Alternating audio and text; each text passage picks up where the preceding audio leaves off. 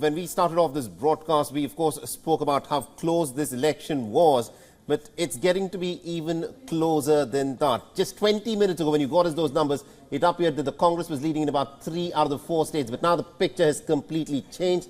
The Bharatiya Janata Party seems to have managed to edge ahead in the 2 crucial states of Madhya Pradesh and Rajasthan.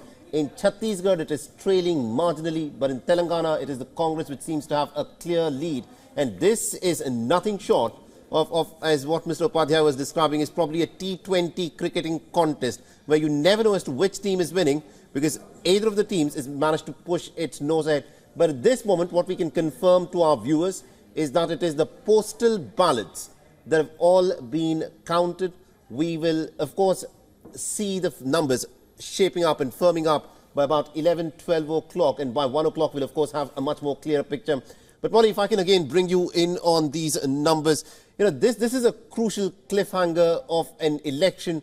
No one at this moment can still predict as to which way this election is going.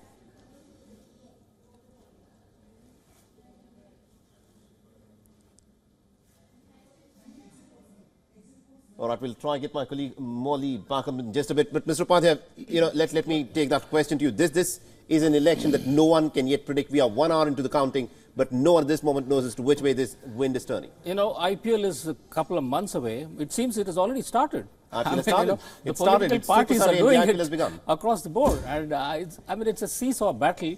And in the last 1.5 hours, you've seen how it has gone up and down for 2 major political parties, Congress and the BJP.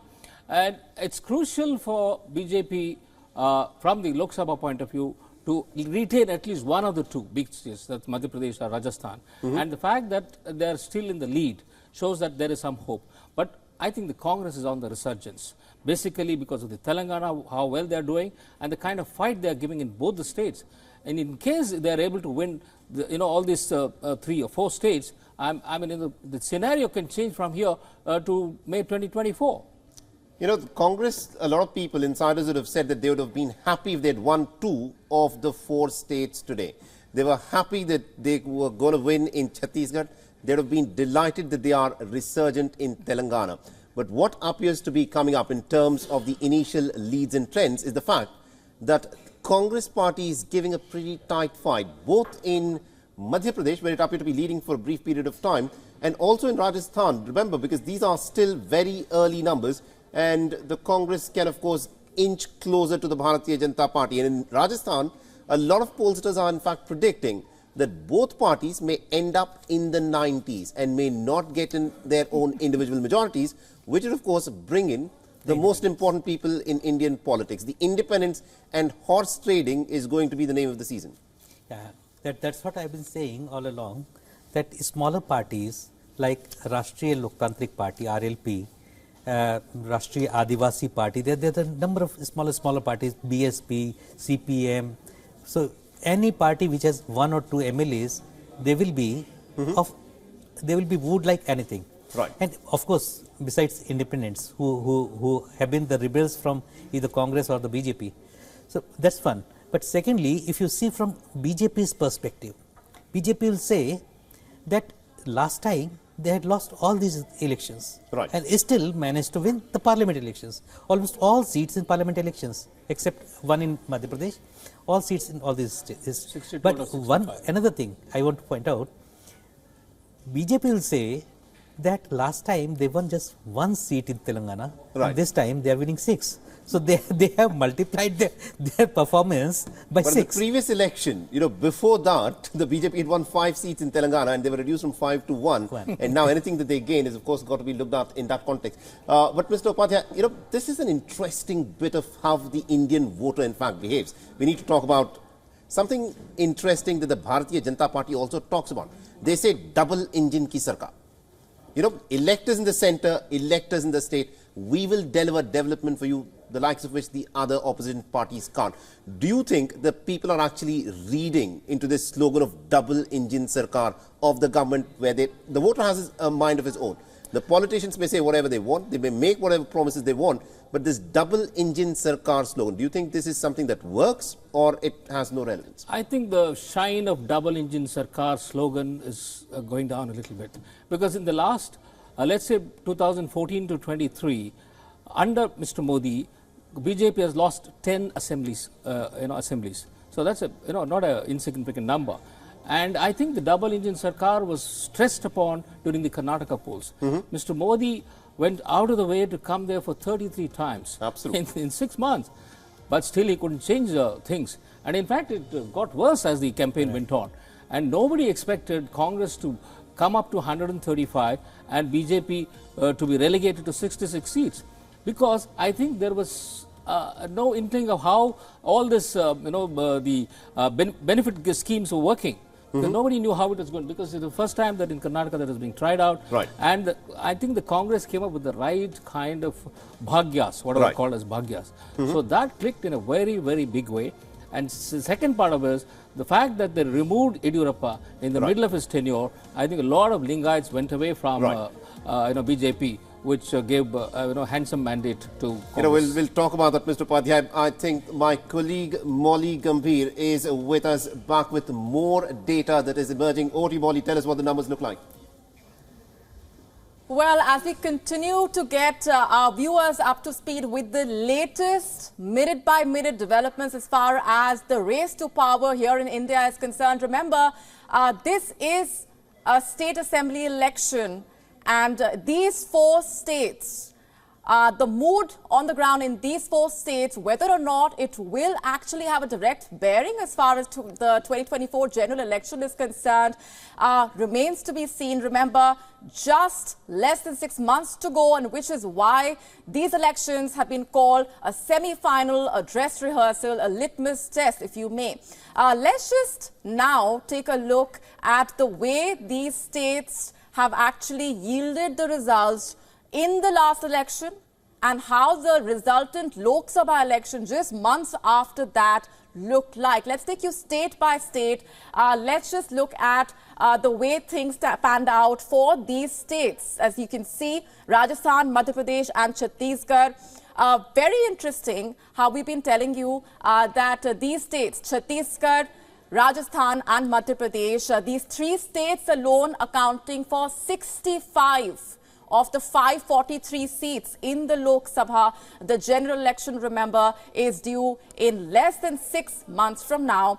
In fact, these states are witnessing a direct fight between India's 2 main national parties, the Bharatiya Janata Party and the Indian National Congress, and which is why the trends, the numbers and the mood in these states are very crucial to watch out for. Now, in the last assembly elections in 2018, we saw the Congress, you can see the number on your screen there. The Congress in 2018 trumped the BJP in all 3 states. But within 5 months, the 2019 general elections saw Prime Minister Modi go back to the same voters, and the result was that the BJP had backed 61 out of the 65 Lok Sabha seats on offer. This comparison here in itself giving you a better sense, a broad sense of the impact that the state assembly elections have on the Lok Sabha or the general elections, which take place in just 6 months. This, remember, is the final contest before the Lok Sabha election. So to what extent will it actually have a direct bearing on that national contest? What happened last time around? If you compare the 2018 assembly elections to the 2019 Lok Sabha elections, here we are in the 2023 state assembly elections, and whether or not these elections will have any sort of an impact on the 2024 election results, it's too early to tell, but we can take a look back, just rewind for your sake what happened in these states last time around. Now, the 4th state, Telangana, we'll get you those numbers in just a bit. But in the state of Rajasthan, in the 2018 assembly elections, the Indian National Congress had bagged 100 seats, like we've been telling you. It's a 200-seat assembly. The BJP had 73. So that is what the contest looked like in the state of Rajasthan. Remember, we've been telling you that the state has a very interesting pattern where the voters have not chosen the same party in a back-to-back election. So will the Congress be able to buck that trend this time around remains to be seen. the largest state in the country by area, the state of Rajasthan. The Congress came to power in 2018 by essentially sharply attacking the state government led by BJP's Vasundhara Raje, and the state followed, like I've been saying, the decades-old trend of pushing out the incumbent party. Ashok Gehlot became the Congress party chief minister in the state, and the BJP could only back 73 seats. And 5 months later, Prime Minister Modi went back to the voters with the nationalist, economic growth-driven agenda, and as a result, the BJP completely dominated the national election, winning in 24 of the 25 Lok Sabha seats in that state. Let's now move on to the state of Madhya Pradesh, another crucial state in the Hindi heartland. Now, the state was a bastion for the BJP for decades. However, the BJP's winning streak took a massive hit in 2018 when the Congress trumped at 114 and the BJP was lagging behind at 109. This is a 230-seat assembly, remember. Once again, they managed to project a strong local leadership, which basically target the incumbent BJP Chief Minister Shivraj Singh Chauhan, who made populist promises like loan waivers, subsidies that also caught the imagination of the voter. But at the same time, months later, the voters decided to back Prime Minister Modi's pitch and gave him 28 out of the 29 parliamentary seats. Whether or not the same trends will hold this time around remains to be seen.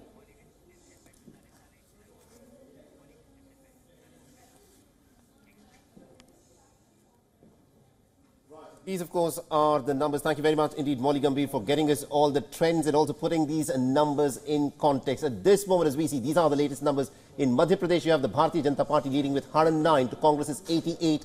In Rajasthan, you have the Bharatiya Janata Party with a bigger lead at 81 to Congress's 63. Chhattisgarh, the story is different. Congress has a slender lead of 43 to 33 of the BJP.